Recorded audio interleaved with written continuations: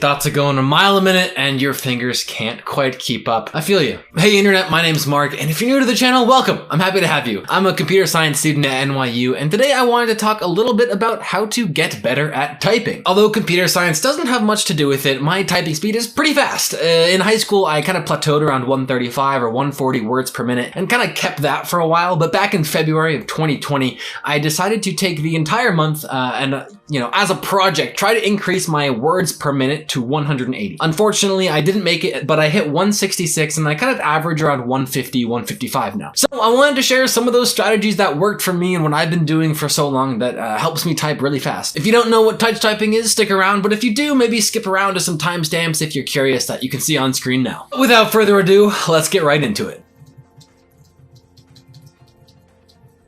So touch typing, what exactly is that? Well, it's essentially typing without looking at the keyboard. Just to touch quickly upon keyboards, keyboards are only part of it, all right? They're only a part of why you might type fast or why you might type slow. It's all about what you're used to. In general, there are two types of keyboards. There are mechanical keyboards, which are, your stereotypical gaming keyboard, and then there are membrane keyboards, like this one, where the keys are super duper flat. Personally, I prefer membrane keyboards because my fingers don't have to come up too much and they're also less loud. But if you want to use a mechanical keyboard to type faster, you do you. If you're typing with just your two pointer fingers and touching around the keyboard, this is called pecking, and we're gonna try to work away from that. I'll call, the standard way of typing the home row method, which is the row across the keyboard. And if you're pecking and moving to the home row method, it might be slow at first, but you'll see rapid improvement very quickly as your muscle memory for typing begins to develop. That being said, unless you're doing this super duper seriously, don't switch to home row for everything right off the bat. Just take it one day at a time. All right, so you're using the home row method, you're done pecking. What's next?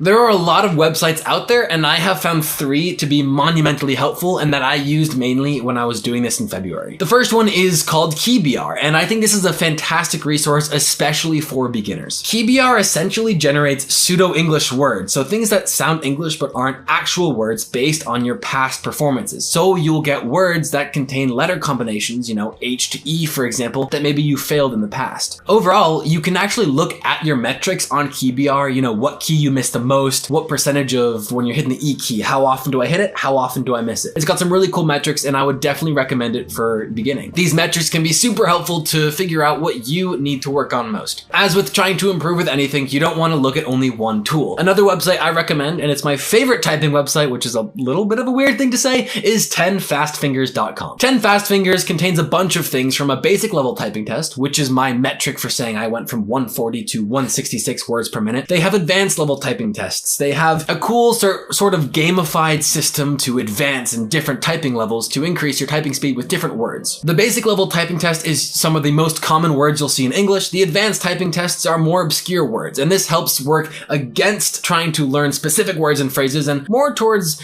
gaining speed for, characters in general. 10fastfingers also has typing competitions, which are useful for 2 reasons. 1, they add a little bit of competition and spice to things, and 2, you get to repeat the same exact set of words that you just did in case you want to see, if you want to improve with a specific test. They have other things like putting in your own text and typing. They also have support for several different languages, and they also have a fantastic Discord community. And if you know me, communities are crucial when you're trying to improve something, so definitely check that out. Lastly, we have TypeRacer, which I'm sure most people have heard of about now. When I started on TypeRacer in February, my average was actually around 110, 115 words per minute, and now I get around 140. The reason for this is punctuation. TypeRacer is a fantastic resource for getting better at your punctuation in typing. Whereas 10fastfingers throws the common words in the English language at you, and KeyBR generates completely fake English, sometimes real, TypeRacer gives you the opportunity to type up real text. The text could be from Alice in Wonderland or a Ben 10 episode, whatever is submitted by the user. It's also great because you can compete with your friends and see who's got the faster typing speed. But all in all, it is great to work on punctuation and a more realistic setting for what you might be typing out. Those are the 3 websites that I mainly used in February, and I still take tests on 10fastfingers every once in a while if I'm feeling energized or something, and I go on TypeRacer pretty often. All in all, KeyBR, 10fastfingers, and TypeRacer are my favorite website resources. They're a pretty lax way to improve, to do 5 to 10 minutes every single day. At the end of the day, warm yourself up before you're writing an essay, things like that. So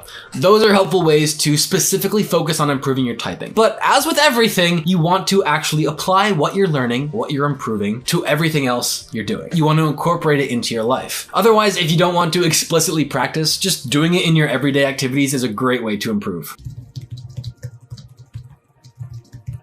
So, 4 ways to apply typing in real life. The first thing is the easiest way, and that is to just focus on typing out the small things faster. Maybe right now you can type pretty fast with just 2 fingers and you want to type up your essays like that? Fantastic. If you're on YouTube and you're going to leave a comment, like the one I hope you're going to leave on this video, or perhaps you're typing in google.com, think about what you're going to say and practice just that using the home row keys, just that 30 seconds of typing. For example, if you're touch typing for the first time and you're looking at your YouTube comment and you're typing and it's all coming out as gibberish, then just simply look down, move your fingers, type by looking at the keyboard, and take that 30 seconds to mindfully improve. These small things do add up. In no time, you will see the muscle memory begin to form. Our second method is one step further. Essentially, save the home row typing for everything that's non-essential work. For example, if you're typing up an essay and pecking ends up being faster, then you can do that for now if you don't want to be, as slow as you might be using the home row method. However, if you switch to talking to a friend on Facebook Messenger or Discord, for example, use this new form of typing. Try and get used to touch typing, to using the home row keys, to use what you're practicing. This way, for the non-essential work, you don't have to focus on this new form of typing. And for just chatting to someone,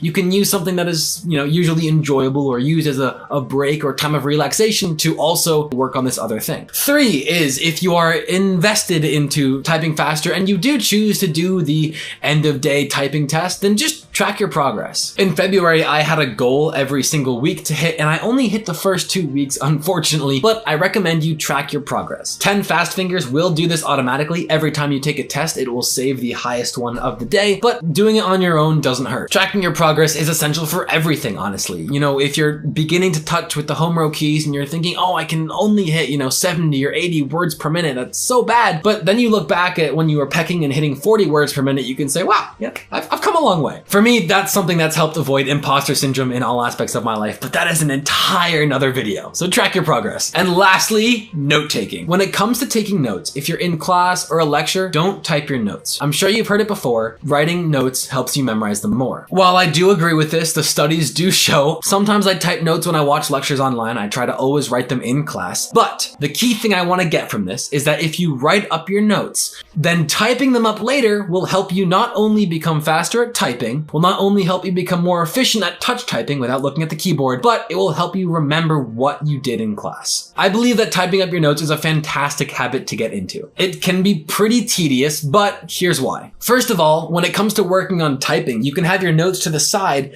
look at them, and work on your touch typing as you're looking at your notes. Then you can look at the screen and see, oh shoot, I shifted my fingers to the right. Well, delete, try again. If this keeps happening, don't stress about typing up all your notes, just type up 1 page at a time or something. Now, part of the reason I still do this is to help with my typing, sure, but the main reason is spaced repetition and note organization. I'm a pretty messy note taker with arrows thinking, oh, this should go here or stuff like that. When I type up my notes, I use a format called Markdown, and this helps me organize my notes with clearer headlines and clearer bullet points. Also, if I have a lecture on Monday and then on, Thursday I come around to typing up my notes, this will help me kind of look back at my notes and force me to study in a sense. Up in the corner, I'll put a video about spaced repetition that's explained very well, but just know, typing up your notes is super helpful to improve your touch typing, your typing speed, and most importantly, will help you remember the notes you took in class versus just reading over them mindlessly.